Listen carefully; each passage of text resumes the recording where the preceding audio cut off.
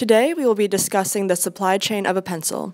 The reason we chose the pencil is because of its simplicity and familiarity.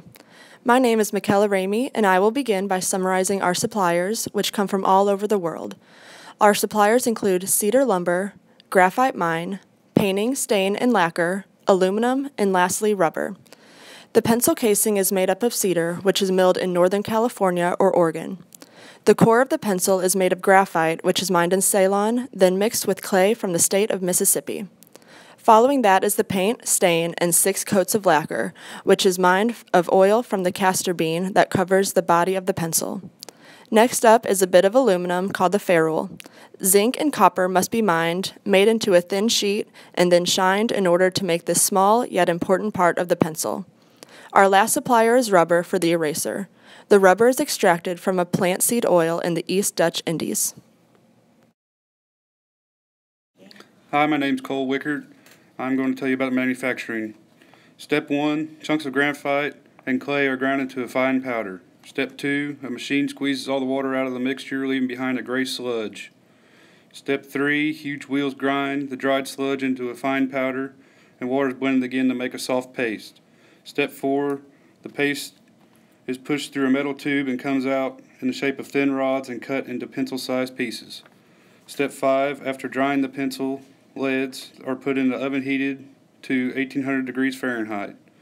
In Step 6, machines cut blocks of cedar wood into wood slats. 8 shallow grooves are sawed lengthwise into each slat. In Step 7, a thin coat of glue is applied to the slats and 1 pencil lead is placed in each of the 8 grooves. Within seconds, another wide groove slat is glued on top, sandwiching the leads. In Step 8, the machine cuts the wood slats apart into 8 separate pencils.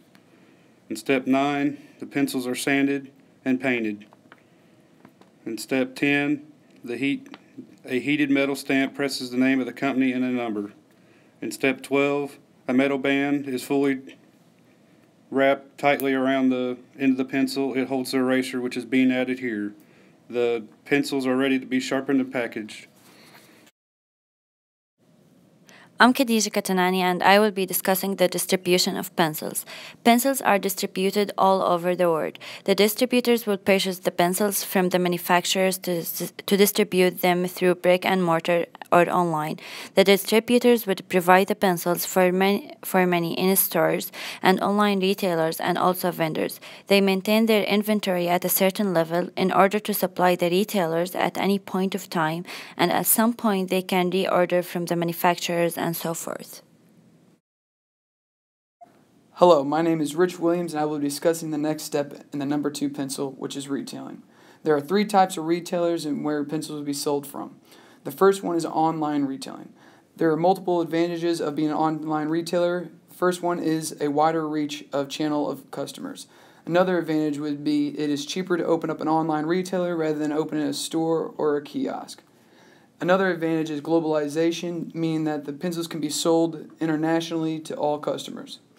The other retailer is a in-store.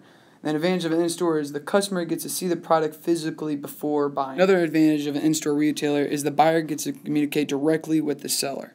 The third retailer is vendor. Usually the vendor is placed directly where they try to reach their target market, either a school event. I'm Ting. I'm going to talk about customer, the last step in supply chain. The retailers sell products to customer as an profits. The money which customers pay goes all the way back up to the retailer, distributor, manufacturer as players as payments for goods. So customer is the only source of revenue in a supply chain. Corporates and governments are the major customers for buying pencil. Other customers are people like us. The number we purchase is depending on how many and how often we use. According to the text, there are 4 drivers or factors of supply chain performance.